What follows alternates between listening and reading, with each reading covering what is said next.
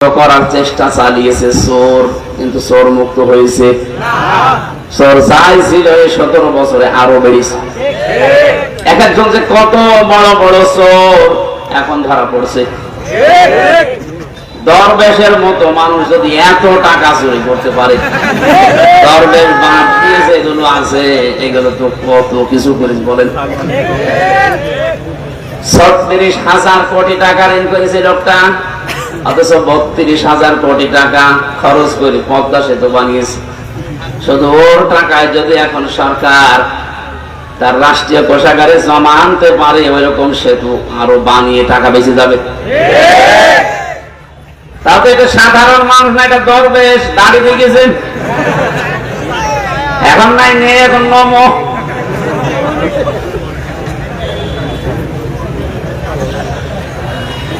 এখানে চোর মুক্ত করার জন্য বহু চেষ্টা চালিয়েছে। জিরো টলারেন্স পর্যন্ত ঘোষণা দিয়েছিল বঙ্গবন্ধুর মেয়ে। পারে তো নাই, চোর দিন যত গেছে তত বেড়েছে। কারণ চোর মুক্ত করার জন্য যে ঔষধ দরকার, 53 বছরে পড়ে নাই। বিশ্বনবী জানিয়েছেন পৃথিবীতে এমন কোন রোগ নেই যে রোগের ঔষধ নেই। এটা সঠিকভাবে রোগটা নির্ণয় করার পরে যদি ঔষধ দেওয়া যায়, মাস্ট বি রোগ ভালো হবে। এতদিন পর্যন্ত যেহেতু রোগের ঔষধ পড়ে নাই, সূরা মায়েদার 38 নম্বর আয়াতটা পড়া লাগবে। আস-সারিকু ওয়াস-সারিকাতু ফাকতাউ আইদিয়াহুমা জাযাম বিমা কাসাবা নাকালাম মিনাল্লাহ। ইলা আখির আয়াত। আল্লাহ পাক বলেন, চোর পুরুষ হোক আর নারী হোক, সাক্ষ্য প্রমাণে যদি ধরা পড়ে যায় অবশ্যই তার হাত কেটে দেওয়া লাগবে। এটা হচ্ছে দুনিয়ার শাস্তি। কোন জায়গায়? আখিরাতে কি হবে সেটা আল্লাহ জানে। এবার বাস্তবের দিকে নিয়ে আসেন। আপনি কে কোন আদর্শ মানেন, দল করেন আমি জানি না। কোরআনের এই আয়াতটা যদি 53 বছর আগে যখন সংবিধান তৈরি হয়েছিল স্বাধীন করার পর, ওই সময় যদি আমরা এই আইনটা জারি করে দিতে পারতাম, আমার মনে হচ্ছে এই 24 সালে হাজারো মানুষের হাত শরীরে থাকতো না। বিশেষ করে বড় বড় চোরগুলো, অনেকে মনে করছে চুরি করলেই হাত কেটে দাও, তাহলে দেশে কারোর হাতই থাকবে না। চুরি করলে হাত কাটা না, ওটা যদি অভাবে চুরি করে তাহলে তার অভাব দূর করে দেওয়া লাগবে, স্বভাব ভালো করে দেওয়া লাগবে। স্বভাব ভালো করার জন্য যে পদ্ধতিগুলো আছে ওই ধাঁচে ফেলা লাগবে। আর যদি স্বভাবে চুরি করে কেউ, আমার তো মনে হয় দেশে যারা বড় বড় চোর, একটারও কোনো অভাব নেই, সবই স্বভাবের চোর।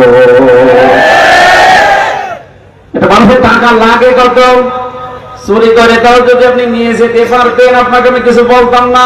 নৌকায় পার হচ্ছি, ওর বন্ধুরে যখন ধরেছে, বন্ধু বলছে আমি একা ধরা খাবো। ওই যে আল্লাহর ওলি, কোনটা? ওই যে সালমান রহমান, ওর দাড়ি তো ওইগুলো দাড়ি কিনতে গেছে। আপনি কি করলেন বলেন তো? এখন এই যে ডিম খাচ্ছেন উপর দিয়ে নিচ দিয়ে, আরো তো জায়গা মতো পড়েন। আমাদেরকে যে সমস্ত জালেমদের হাতে দিয়েছিলেন, আপনাদেরকেও যদি ওই রকম সামনে কেউ পড়ে যায়, ডিম দেখবেন জায়গায় দিয়ে দেবে। এই যে হাতের আঙ্গুল নখ তুলে ফেলে, এগুলো রিমান্ডে দেখাচ্ছিল যে আমরা যে এইভাবে নখ তুলি। এইরকম লোক জালেম শুধু ওদেরই, আর জালেম নেই, এখনো আছে। এই জন্য আপনার কিছু হয়নি। এই আয়াতটা যদি কার্যকর থাকতো, আপনি চুরি করতে পারতেন না, আজ আপনার উপরে ডিম খাওয়া লাগতো না। কোরআন নাযিল করার ধারাবাহিকতায় যেহেতু বিভিন্ন ঔষধ আছে, এগুলো এখন সব জায়গায় প্রতিষ্ঠিত করা দরকার। তাহলে জান্নাত, মিনি জান্নাত আপনি বাংলাদেশে দেখতে পাবেন। এটা নিয়ে এই নিয়ামতে সবাই আনন্দিত না। ওয়ালা ইয়াজিদু যালিমিনা ইল্লা খাসারা। নবী, জালেমদের জন্য কোরআনে কোনো ঔষধ নেই। কোরআনের যত সুন্দর কথা তাদেরকে শোনান, তাদের শুধু ক্ষতি বৃদ্ধি হবে, রাগ হবে। এখানে বাংলাদেশে দ্বিতীয়বার স্বাধীন হওয়ার পরে অনেকের মনে আনন্দ নেই। কিছু মানুষের মনে এখনো পর্যন্ত দুঃখ, এখনো তাদের ক্ষতি বৃদ্ধি হতে আছে। দিন যত যাবে জালেমের কোন সুসংবাদ নেই, ও আরো পেছে পড়বে। কারণ কি বলেন তো? কারণ জালেম ছাড়া, এই শব্দটা এত ভয়ঙ্কর মারাত্মক শব্দ। কোরআনে কারিমে আল্লাহ যত কঠিন কঠিন কথা দিয়েছেন, সবচেয়ে বড় কঠিন বক্তব্য দিয়েছেন জালেমের বিরুদ্ধে।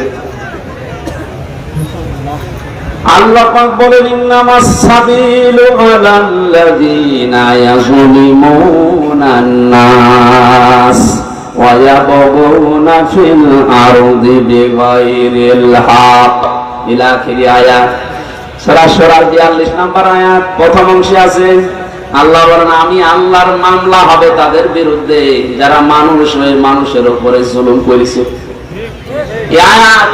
এখন বলেন তো, বাংলাদেশে আল্লাহর মামলার আসামি আছে না নেই?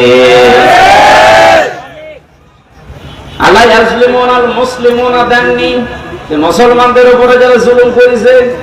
ইয়াজলিমুনান নাস, মানুষ হয়ে যারা মানুষের উপরে করেছে, তাদের জন্য আল্লাহর মামলা রেডি হয়ে আছে। 17 বছর আপনি কি করলেন? বিবেকের কাছে প্রশ্ন করেন। আপনি হামজার মামলার আসামি না আপনি আল্লাহর মামলার আসামি? দ্বিতীয় শব্দ আরো মারাত্মক,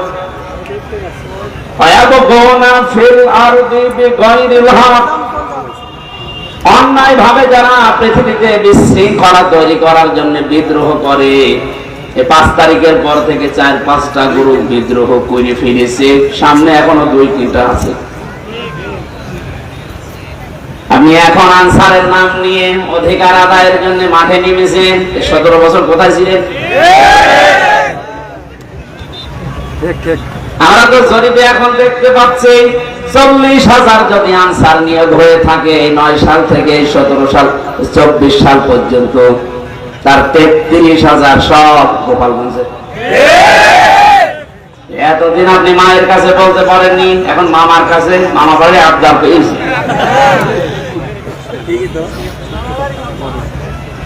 5 তারিখের পর থেকে 29 তারিখ পর্যন্ত পুলিশ ছাড়া যদি বাংলাদেশ চলতে পারে, ও আনসার ছাড়াও চলতে পারবে। আপনাদের অধিকারের বিরুদ্ধে আমি না অধিকার আদায় করেন, বৈষম্য দূর করার জন্য, যেহেতু এই দেশটা স্বাধীন হয়েছে, করেন, কিন্তু সময় বুঝে তো। এখনই শুরু করে দিয়েছেন, লোকটাকে কিছু গোছাতে দেবেন তো। কত ঋণ তার মাথার উপর আপনি রেখে পালিয়ে গেলেন, আপনি টের পাচ্ছেন? সে তো দাঁড়িয়ে আছে এখনো। তাকে একটু সময় দেন, সে একটু গুছিয়ে দিক। না, এখনই আমারে দেওয়া লাগবে। আসেন, সামনে আসেন, আপনার বাহিনী তৈরি দেওয়া হবে। এখানে বিশৃঙ্খলা যারা করছেন, আজ বিদ্রোহ ঘোষণা করছেন, আপনিও আল্লাহর মামলার আসামি। পারে নাই প্রথমে হিন্দুদের দিয়ে, হালে পানি নেয়নি। এরপরে প্রধান বিচারপতিকে দিয়ে একটা চেষ্টা চালিয়েছিল, আল্লাহ নষ্ট করে দিয়েছে। এরপরে নিচে আনসার, এটা দিয়েও হবে না। কারণ যে আছে, আপনি বললেন না ও কাঁচা খেলোয়াড় না, পেছনে অনেক কিছু আছে খেলান দেওয়ার মতো। আমার মোবাইলে সর্বোচ্চ কল আসলে আসবে, সর্বোচ্চ আসলে আমার মনে হয় তারেক জিয়ার পিএস অপু ভাইয়ের কাছ থেকে কল আসতে পারে। কারণ ওনার সাথে আমি 3 বছর ছিলাম জেলে। আর একটু বেশি আসলে গিয়াসউদ্দিন মামুন ভাইয়ের কাছ থেকে আসতে পারে, ওনার সাথে ছিলাম 3 বছর। তাছাড়া আর উপরে তারেক জিয়া করতে দেবে না। ডাক্তার মোহাম্মদ ইউনূসের মোবাইলে কল আসে বারাক ওবামার কাছ থেকে, জো বাইডেনের কাছ থেকে, শি জিনপিং এর কাছ থেকে। টের পাচ্ছেন আর কোটি কোন জায়গায় বাধা, তোর পেছনে কি ধাক্কা দেওয়া আছে দেওয়ালে? আপনি আন্দাজে লাফান, বাস্তবতা কিছু জানেন?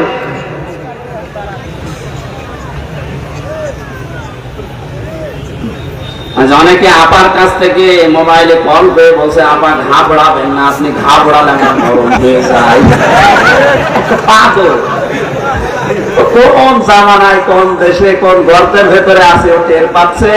যে লোকটা কি, যে লোকটা ভারতকে এই থ্রেট দিতে পারে, বেশি ঝামেলা করলে 7 সিস্টার উড়িয়ে দেবো, তার পেছনে কি খুঁটি আছে আপনি জানেন না। যদি এই মুহূর্তে চাপ দিয়ে বলে যে ভারত যারা নিয়েছেন বধূ হিসাবে ফেরত দেওয়া লাগবে কালকের ভেতরে, কথা তো ওর কথা নাই, কথা ওকে বলাচ্ছে, ভারত বাধ্য হবে 24 ঘন্টার ভেতর ফেরত, 24 ঘন্টা লাগে না, 24 মিনিটে ফেরত পাঠাবে। এইরকম একটা লোক, আর আপনি আন্দাজে এখান থেকে ফতোয়া দেন, বাবা ঘাবড়াবেন না, ঘাবড়াবেন না। আপনি 2টা পিটনি খেলে সব ভুলে যান, আর তার সিকিউরিটিতে গেছেন। এখানে বাস্তবতা আপনি কিছু টের পাচ্ছেন না ভাই, অনেক দূরের বিষয়। আমি সামনে আসা আয়াতের ভেতরে যদি আসি, আমি সামনে কথা বোঝাবো ইনশাল্লাহ। যেটা বোঝাতে চাচ্ছিলাম সহজ সরল ভাষায়, আজ বিশৃঙ্খলা তৈরি করার জন্য যারা বিভিন্ন বাহিনীকে কাজে লাগাচ্ছেন, আমার তো যতটুকু বাস্তবতা, রিমান্ডে আরে 3 বছর জেলে থেকে দেখেছি, ওদের চরিত্র এত খারাপ, ওই মানুষগুলো শেষে দেখবেন পতিতাদেরকেও রাস্তায় নামিয়ে দেবে। কোনো কিছু উপরে উঠতে পারবেন না, কারণ ছাত্রদের আন্দোলন শুধু না, আমার মনে হয় আল্লাহ ফেরেশতা পাঠিয়েছে, আবাবিল পাখি পাঠিয়ে যেমন আল্লাহ রক্ষা করেছিলেন কারাঘরকে, বাংলাদেশে আল্লাহ একটা কিছু দেখাতে চায়, এই জন্য আল্লাহ ছাত্রদের মতো ফেরেশতাদেরকে আল্লাহ শহীদ করিয়েছে। মনে করছেন শহীদ হয়ে গেছে, এই মানুষগুলো এমনি এমনি শহীদ হয়নি। ওয়ালিয়ালাম আল্লাহুল্লাযীনা আমানু ওয়া ইয়াত্তাখিযা মিনকুম শুহাদা। আল্লাহ বলেন, আমি আল্লাহ কিছু মানুষকে শাহাদাতের মরণ দিয়ে ধন্য করি, সবাইকে দেই না। যার জীবন যৌবন, যার কর্ম অ্যাক্টিভিটিস এগুলো আমার ভালো লাগে, তাকে আমি সাধারণ ভাবে মরণ দেই না, মরণ দেই শাহাদাতে। তাছাড়া শহীদ আবু সাঈদ, কি মনে হয় একটা লোকের জীবনের ন্যূনতম মায়া নেই? 4টা গুলি খেয়েছে বুকে, তাও দাঁড়িয়েছিল, আর পরে নাই, পড়ে গেছে। তবে একটা খান তো শুধু শব্দ ঢুলে পালাবে। এরপরেও কিছু মানুষ এখন কথা বলছে না, সবাই পালায়, আরো নিচে বুক পেতে দেয়, আত্মহত্যা করেছে, শহীদ হয়। আহলে হাদিসের নাম নিয়ে যে লোকটাই কথা বলেছে, আহলে হাদিসের লোক না, একটা প্রতারক।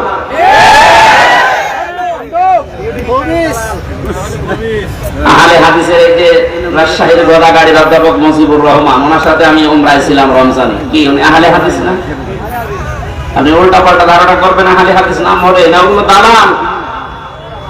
কি রফিক নামে নাকি যেন কি বিন বিন বিন বিন বিন, আমি 2টা তথ্য বলছি, হয়তো শুনেছেন আপনি, কিন্তু এভাবে শোনেননি, ভালো করে খেয়াল করেন। যারা এগুলো ধারণা করেন, বলেন মুখ দিয়ে, খুব সাবধান। ফালা তাকুলু লিমান ইয়ুকতালু ফি সাবিলিল্লাহি আমওয়াত বাল আহইয়াউ ওয়ালাকিন লা তাশউরুন। সূরা বাকারা 154 নম্বর আয়াতে আল্লাহ জানিয়েছেন, মানুষ যেহেতু মুখ দিয়ে কথা বলে, এজন্য মুখের উপরে আল্লাহ নোটিশ দিয়েছেন, কথা বলবি না, এ মুখ দিয়ে কোনদিন এই কথা বলবি না যে যারা মারা গেছে, শহীদ হয়েছে, যে ওরা মরে গেছে, কথা বলবি না। এই কথা কার? যেন শহীদ শব্দটা অনেক দামি শব্দ। যারা শহীদ হয়েছে, জালেমের জুলুমের সামনে নিজের বুক পর্যন্ত দিয়েছে, জীবন পর্যন্ত দিয়ে যারা শহীদ হয়ে গেল, ওদেরও আমাদের মতো জীবনের মায়া ছিল, কিন্তু মানবতাকে বাঁচাতে দেওয়ালে পিঠ থেকে গেছে, শেষ পর্যন্ত না পেরে জীবন দিয়ে গেল। মানুষগুলোকে আপনি মরে গেছে কখনো বলতে যাবেন না। আল্লাহ বলেন বালা হইয়া, আর ওরা জীবিত, কিন্তু তোরা টের পাস না। এরপরে মানুষ যেহেতু হৃদয় কল্পনা আনতে পারে, ধারণা করতে পারে, এই জন্য আল্লাহ ধারণার উপরে নোটিশ দিয়েছে, ওয়ালা তাহসাবান্নাল্লাযীনা কুতিলু ফি সাবিলিল্লাহি আমওয়াতা বাল আহইয়াউন ইনদা রাব্বিহিম ইয়ারযাকুন। সূরা আলে ইমরান 169 নম্বর আয়াত। তাফসীরে ফি সিরালিল কোরআনের ব্যাখ্যাটা ব্যাপক লেখা আছে, আমি সামারাইজ করে বলছি। আল্লাহ বলেন, ধারণা করবি না, যারা আমি আল্লাহর জন্য জীবন দিয়ে গেল, এরা মারা গেছে, এরকম ধারণাও করবি না, বরং তারা জীবিত এবং আমি আল্লাহর কাছে তারা রিজিক পায়। ধরে বলেন সুবহানাল্লাহ। এজন্য বড় কঠিন সতর্ক থাকা লাগবে এই বিষয়গুলোতে। অনেক জালেম পর্যন্ত এখন উঠে পড়ে লেগেছে শান্ত দেশকে অশান্ত করার জন্য।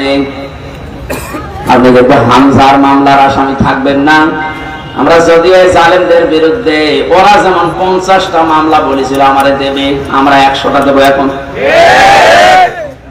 কিন্তু আপনি তার আল্লাহর আমার হামজার মামলার আসামি থাকছেন না, আপনি সরাসরি আল্লাহর মামলার আসামি হয়ে যাচ্ছেন। দুনিয়াও শেষ, আখিরাত তো শেষই।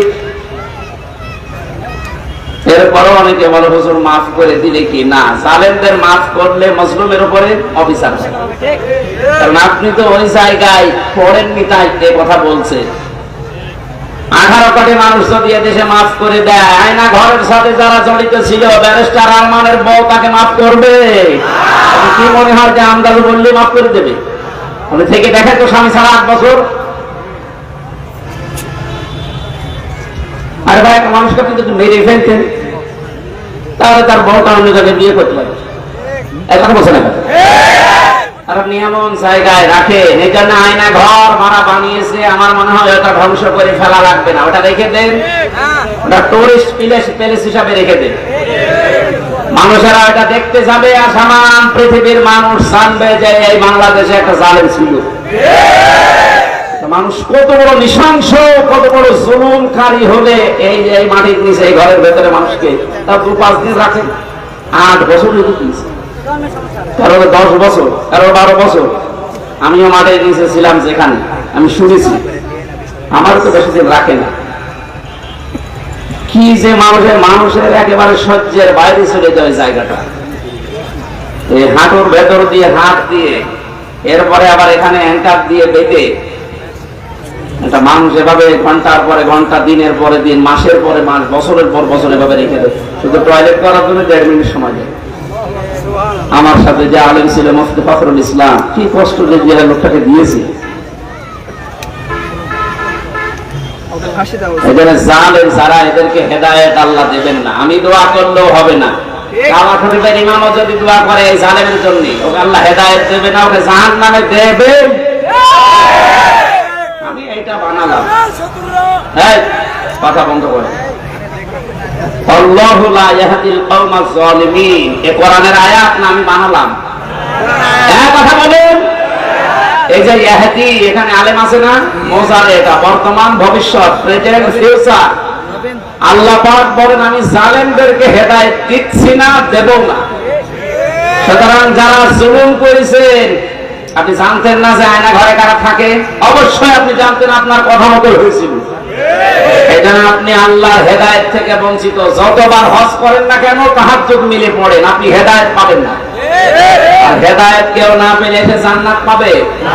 বলেন বলেন। তাহলে আমরা একবার ফতোয়া দিতে পারি যে আপনি চির জাহান্নামী, নাকি বেশি বলে ফেললাম? হ্যাঁ, যা পড়েছি তাই বলছি। কারণ জালেমদেরকে আমি দোয়া করলো, আল্লাহ হেদায়েত দিচ্ছে না, দেবে না। কিয়ামতের ময়দানে আল্লাহ পাক 2 শ্রেণীর মানুষকে নবীর হাত থেকে হাউজে কাউসার খেতে দেবেন না। কয় শ্রেণী? 1 নম্বরে যারা ইসলামের ভেতরে নতুন নতুন বিষয় ঢুকিয়েছে, বেদাত বলে যারে, এদেশে সবচেয়ে বেশি এটা। আমার তো ভয় হয় এই কারণে যে বাংলাদেশের হাজারো মুসলমান আমরা নবীর উম্মত দাবি করছি, কিন্তু এই বেদাত করার কারণে আল্লাহর নবীর হাত থেকে পানি পাবো না। 2 নম্বরে যারা জুলুম করে এবং জালেমের যারা প্রশংসা করে, তার সাহায্য করে, সহযোগী হিসাবে কাজ করে, এরা নবীর হাতে হাউজে কাউসারের পানি পাবে না।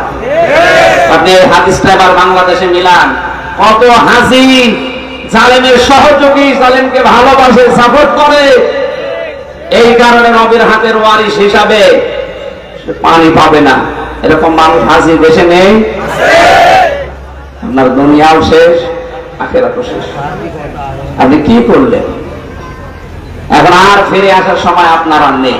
আপনি যা করেছেন এর হিসাব আপনাকে দেওয়া লাগবে, কারণ আপনি একেবারে সীমানার বাইরে চলে গেছেন। যে সমস্ত পাপের কারণে আল্লাহ দুনিয়ায় শাস্তি নাজিল করে, তার ভেতরে অন্যতম পাপ, মানুষ যখন সীমা লঙ্ঘন করে ফেলে, তখন আল্লাহ 8 প্রকার শাস্তি দুনিয়ায় দেয়। আমি একটা একটা করে কোরআন দিয়ে ওদিকে যাবো ইনশাআল্লাহ। আপনারা আছেন তো ময়দানে? নিয়ামতের শুকরিয়া আদায় যদি করতে চান তাহলে মুখ দিয়ে বলেন যে হ্যাঁ এটা নিয়ামত। বিশাল একটা পাথর বুকের উপর থেকে আল্লাহ নামিয়ে দিলেন, এটা কি? কিন্তু যারা স্বীকার করছে না, এখন অনেক জানেন নেই যে স্বীকার করছে না, এখনো পর্যন্ত এই দুর্বিসন্ধিতে লিপ্ত আছে। 2 নম্বরে নিয়ামতের শুকরিয়া আদায় করার শর্ত হচ্ছে আপনার মনের ভেতরে একটা আলাদা আনন্দ আপনি অনুভব করবেন, যেটা সত্যি আমরা পাচ্ছি, সবাই পাচ্ছে। এত বড় জুলুম বিদায় নেওয়ার পরেও যদি আপনার মনের ভেতরে আনন্দ না আসে, শান্তি না লাগে, নবীজি হাদিসের ভাষায় পড়েছি মানুষের এই পশমগুলো তখন খাড়া হয়ে যায়। বাম স্তনের 2 আঙ্গুল নিচে যে গোস্তের টুকরা আছে ওই টুকরাটা লাফালাফি করে। আমার তো 5 তারিখের পর থেকে যে আনন্দ, এমনিতেই কোরআনের এবং হাদিসের এই শব্দের গুলোর সাথে আমার বুক এবং হাত পশম সব মিলে যাচ্ছে। আমি দেখতে পাচ্ছি এখনো অনেকের মিলছে না। এবার বলো 3 নম্বরে নিয়ামতের শুকরিয়া আদায় হবে যে উদ্দেশ্য নিয়ে আপনি ওটা কায়েম করেছিলেন ওটা একেবারে সর্বশেষ জায়গায় পৌঁছিয়ে দেওয়া। এদেশে সমন্বয়ক যারাই ছিল ছাত্র আন্দোলনের অধিকাংশ গুলোর এখন কথা আমি শুনতে পাচ্ছি, ওরা বলছে আমরা মুসলমান। কালকে একজনের বক্তব্য দেখলাম ঢাকাতে, ওরা বলছে আমরা বাংলাদেশে যত জেলায় থানায় সমন্বয়ক ছিলাম আমাদের উদ্দেশ্য ছিল যত রকমের বৈষম্য আছে সব আমরা দূর করে সমান সমান করে দিতে চাই, এটা আল্লাহ চাই। বলে না কেন? আমরা যেহেতু 96% মুসলমান এই দেশে, দল মত আমরা যাই করি না কেন, 53 বছর তো দেখলাম যে মানুষ চালালে কেমন লাগে না, দেখি না? বাবা চালিয়েছে কেমন লাগে আমরা দেখেছি, স্বামী চালিয়েছিল কেমন লাগে আমরা দেখেছি, চাচা চালিয়েছে সেভাবে হোক দেখেছি, বউ চালিয়েছিল, ভাবি চালিয়েছে। শুধু এখন দেখতে বাকি আছে কোরআন দিয়ে দেশ চললে কেমন দেখা যায়। আমি সমন্বয়ক যত আছে আমার মনে হয় যদি 500 জন থাকে 498 জন এই কথা বলতে বাধ্য হবে যে আমরা বৈষম্য দূর করার জন্য আন্দোলন আরম্ভ করেছিলাম, আর এটা দূর করার জন্য কোরআন ছাড়া অন্য কোন নিয়ম দুনিয়ায় নেই। অন্য নিয়ম আসলে আবার বৈষম্য শুরু হবে। কোরআনে কারিমে কোনো বৈষম্য আছে? নেই। যে এটার প্রমাণ কি? আফালা ইয়াতাদাব্বারুনাল কুরআন ওয়ালাউ কানা মিন ইনদি গায়রিল্লাহি লাওয়াজাদু ফীহি ইখতিলাফান কাসীরা। এটা বৈষম্য বিরোধী আয়াত। আল্লাহ পাক বলেন সূরা নিসার 82 নাম্বার আয়াতে আছে 5 পারা 10 পৃষ্ঠা 3 নাম্বার লাইনে রব্বুল আলামিন বলেন কি হয়েছে তোদের আমার কোরআন নিয়ে কেন চিন্তা ভাবনা করো না? আমি কোরআনে এমন কোন বক্তব্য দেইনি যে একটার সাথে আরেকটা মেলে না।